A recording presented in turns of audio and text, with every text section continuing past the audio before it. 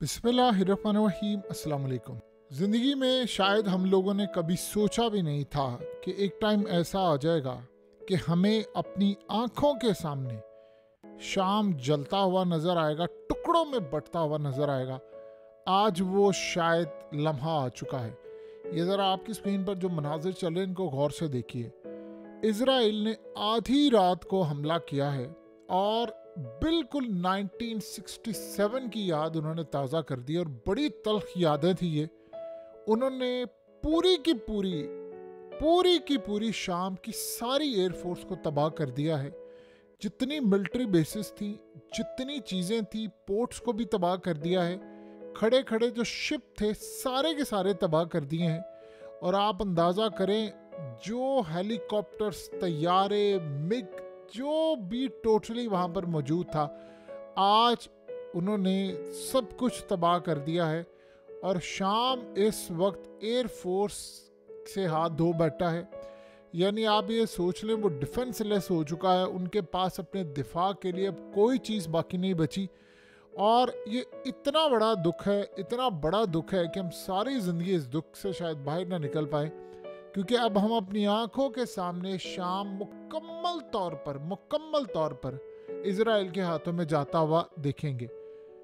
तारीख याद रखेगी और ये बड़ी भयानक तरीके से याद रखेगी कि किसने शाम को बेचा। और जब भी तारीख लिखी जाएगी उसमें तुर्की का नाम सरे फहरिस्त होगा। इजराइल ने तो देखिए, दुश्मन से आप क्या गिला कर सकते हैं कि दुश्मन ने ये काम किया या फलाना किया। देखिए, दूसरों से क्या गिला करना, अगले तो तैयार बैठे होते हैं। दुश्मन भी कभी चाहेगा, आपने किसी भी मुल्क को तबाह करना है, आप उसकी फ़ौज के अंदर पेनिट्रेट कर जाएं तो आप देखें आप उसके साथ क्या हाल करते हैं। एग्जैक्टली शाम के अंदर ये सूरत हाल हुई है। शाम आपके हाथ से निकल गया है। अब उन्होंने किया गया इजराइल सिर्फ इस वक्त तकरीबन 50 किलोमीटर दूर है दमिश्क से। ऐसा नहीं है कि वो दमिश्क में अब हमला नहीं कर सकता। ये तो आप देख सकते हैं कि जिस तरह उसने दमिश्क में हमला किया, आग लगी है। लेकिन इस सारी सूरत हाल में जो उसने इस दफ़ा किया है 1967 के बाद, उन्होंने सारे का सारा डिफेंस सिस्टम तबाह कर दिए हैं। अब इजराइल का कोई भी तैयारा आए, हमला करे, तबाही करे, कुछ भी करे, आप उसको रोक नहीं सकते। कोई नहीं आप रोक पाएंगे। ना आप इजराइल के किसी तैयारे को रोक पाएंगे, ना आप इजराइल को रोक पाएंगे। अब उसने किया क्या है कि आपके पोर्ट्स यानी उन पर भी काबू कर लिया है। अब वो समंदर भी आपका ले जाएगा, पानी भी आपका ले जाएगा, गैस से लेकर आपका तेल, सब कुछ शाम का इजराइल के कब्जे में जाएगा। ये जुलानी जो दाइश का ये ड्रामेबाज, ये सारे बैठ कर वो जी हमने फलाना कर लिया, ये कर लिया। बशारुल असद एक बुरा इंसान था, एक घटिया इंसान था। लेकिन इसका ये मतलब नहीं है कि दाइश के हाथ में आप मुल्क दे दें और आप देख लें उसका अंजाम क्या हो रहा है। सिर्फ 24 घंटे के अंदर अंदर अगर आप नज़र दौड़ाएं तो आपके रोंगटे खड़े हो जाएं। शाम के कई इलाके इजराइल के हाथ में चले गए, गोलान की पहाड़ियाँ चली गई हैं। बड़े पैमाने पर इजराइल ने सारी एयरफोर्स तबाह कर दी है। और मामला यहाँ नहीं रुकता।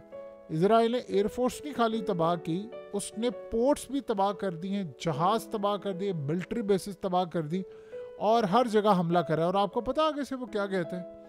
वो आगे से कह रहे हैं कि हमने इसलिए ये तबाह की है कि कहीं ये दहशत गर्दों के हाथ में ना लग जाए। आप इमेजिन करें, ये जो जुलानी है, इसको ये दाइश में था और दाइश में, अलकायदा में, वहाँ से फिर इसने अपना अलग से ग्रुप बनाया और ये नाम बदल कर है, वही है, दाइश है।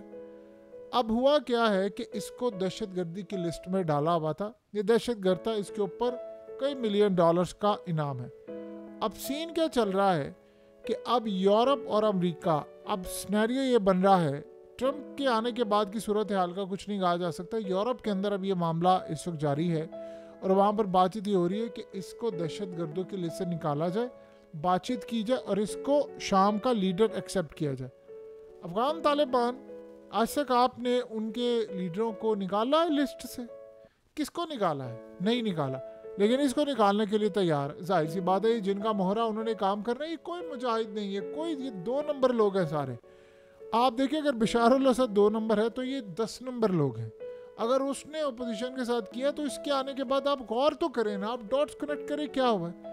अब इसराइल ने पोर्ट्स तबाह कर दी है, इजराइल ने एयरफोर्स तबाह कर दी, जहाज तबाह कर दी। कोई छोटी बात है? सारी की सारी एयरफोर्स तबाह। अब उसके बाद आप देखें कि ईरान का मामला क्या हुआ, ईरान यहाँ से निकल गया है, अब रूस भी यहाँ से निकल रहा है। तो इस सूरत हाल में अब बताएं शाम को कौन बचाएगा? कोई नहीं बचा सकता। अब अमेरिका हमला करे, अब अर्दोगान जिसने गजा के लिए ज़िंदगी में कभी कोई मदद नहीं की, वो यहाँ पर अपने ड्रोन्स भेज रहा है। ये भेजे ना ज़रा गजा के अंदर जाकर ड्रोन अपने, ये भेजे ना ज़रा अपनी एयरफोर्स, नहीं भेजेंगे। अब आप ज़रा 1 मिनट के लिए अंदाज़ा करें कि शाम की ये तबाही हो रही है। शाम तो गया आपके हाथ से, उसका तेल भी गया, वो किसके पास गया? अब आप बताएं कि दुनिया के अंदर इजराइल क्या करेगा? वो दुनिया में कहेगा मुझसे लो तेल जितना लेना है। अब इजराइल दुनिया के अंदर वो मुल्क बनने वाला है जो तेल बेचेगा बड़े पैमाने पर, और वो इंटरनेशनल मार्केट में जाकर कहेगा कि मैं बेचूंगा तेल, और तेल का लेवल आप सोचिए किसका होगा? वो शाम का तेल होगा। इनकी अपनी सरजमीन क्या थी आपको पता है? गजा की सरजमीन के नीचे असल कहानी क्या है? जो ज़खायर है वहाँ पर बिलियंस ऑफ डॉलर्स के, 500 अरब डॉलर्स इन्होंने एस्टिमेट लगाया है, असल में तो 2-3 ट्रिलियन डॉलर्स के हैं। वहाँ से गैस उसने यूरोप भेजनी है। वो ये कह रहा है मेरा प्लान ये है कि यूरोप को मैं गैस दूँ और यूरोप मेरा मोहताज हो। अब तेल वो लेगा, तेल वो पूरी दुनिया के बेचेगा। आप अंदाज़ा करें अमेरिका की मिलिट्री बेस थी यहाँ पर, और वो वहाँ से शाम से तेल चोरी कर कर के आगे बेच रहे हैं। अब आप बताएं जो तेल इस वक्त मुस्लिम कंट्रीज खरीदेंगे वो इजराइल से होगा, वो होगा शाम का, लेकिन वही तेल जो शाम को बेचने की इजाज़त नहीं थी अब इजराइल बेचेगा तो दुनिया धड़ाधड़ लेगी। आप यहाँ से अंदाज़ा कर ले, डॉट्स को आप कनेक्ट कर ले और चीज़ों का आपको अंदाज़ा हो जाएगा। अभी तक जुलानी ने ऐलान किया है कि हम सुबह इसराइल में दाखिल हो रहे हैं। ये जो लोग इन लोगों का दिफा करते हैं उनसे ज़रा एक बात पूछें कि आप सिर्फ इतना बता दें कि आपने अभी तक इनके लीडरों के मुंह से कोई बात ये सुनी है? इजराइल पूरे का पूरा तबाह कर गया है शाम को, 50 किलोमीटर दूर है, किसी भी वक्त उसने दमिश्क को भी फतह कर लेना। ये दमिश्क जुलानी ने नहीं फतह किया, ये असल में इजराइल ने फतह किया है, और वो इस वक्त समझ ले रेंट के ऊपर रह रहा है दमिश्क, और किसी भी वक्त वो हाथ से निकल जाएगा। जब एयरफोर्स तबाह, जब डिफेंस सिस्टम तबाह, जब जहाज़ तबाह, सारी चीज़ें तबाह, तो बताए बाकी क्या बचता है फिर आपका?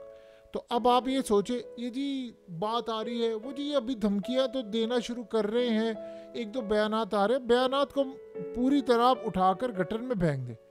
असल सूरत हाल ये है कि क्या ये लड़ने के लिए जा रहे हैं इजराइल? क्या आप गए हैं इजराइल लड़ने के लिए? ये ना कहे हम आ जाएंगे वादे को, हम सुबह पहुँच रहे और हम ये देखिए निकल गए हैं। जिस तरह यहाँ पर आपने पहुँचने से पहले ऐलान किया था, नहीं किया था ना? आप यहाँ पर शाम में आपने सारा फतह कर लिया। अब आप ये सोचें कि क्या इतना गम है कि इस सूरत हाल में शाम के इलाके, इसराइल ने 24 घंटों में कितना इलाका फतह कर लिया, वो छुड़ाने के लिए आप जाएंगे? नहीं जाएंगे। क्या अर्दोगान का वो जो धमकियाँ, अगर इसराइल ने किया तो हम ये कर देंगे, वो किया तो वो कर देंगे, ओ भाई छोड़े किया, अगलों ने करके ले लिया, आपने क्या लिया उनसे? इनसे तवक्को लोग लगाकर बैठे हुए थे कि जी ये गजा में जाएंगे। ये इनकी औकात है कि शाम का इलाका जो इजराइल ने लिया वो नहीं ले सकते। अब आपको देखिए आज के दौर के अंदर इंसान के पास इंफॉर्मेशन का सैलाब है।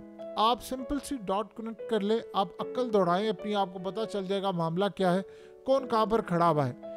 अब ये कहानियाँ किससे दोहराते रहना कि जी वो बशारुल असद ऐसा था, वो छोड़ दो उसको, वो चला गया, उसने जो जुल्म किए, तबाही की, उसकी दास्तान सबको पता है। लेकिन ये क्या कर रहे हैं, इन्होंने तो बर्बाद करके 24 घंटे में, आप चले 1 हफ्ता पीछे चले जाए, आप इमेजिन कर सकते थे कि रूस के यहाँ पर S-400 लगा हुआ है, सब कुछ है, क्या ये इसराइल इस तरह टेक ओवर कर सकता था?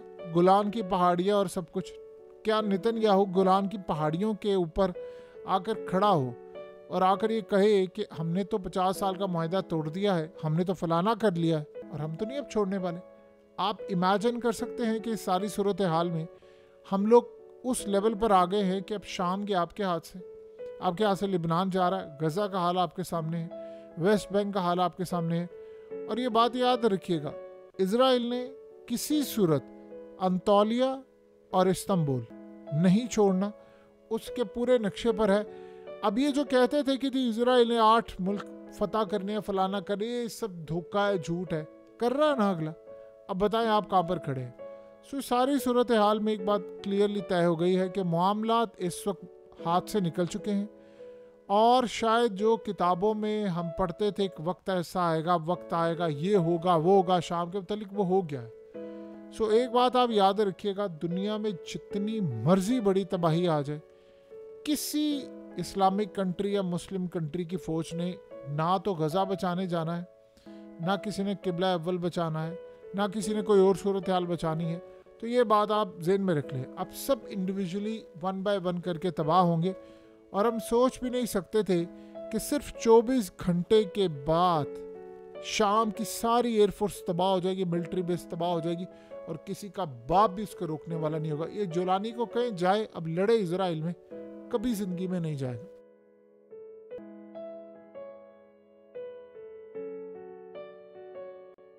हकीकत टीवी को सब्सक्राइब करना मत भूलें, वीडियो को लाइक करें, शेयर करें और कमेंट सेक्शन में अपनी राय का इजहार ज़रूर करें।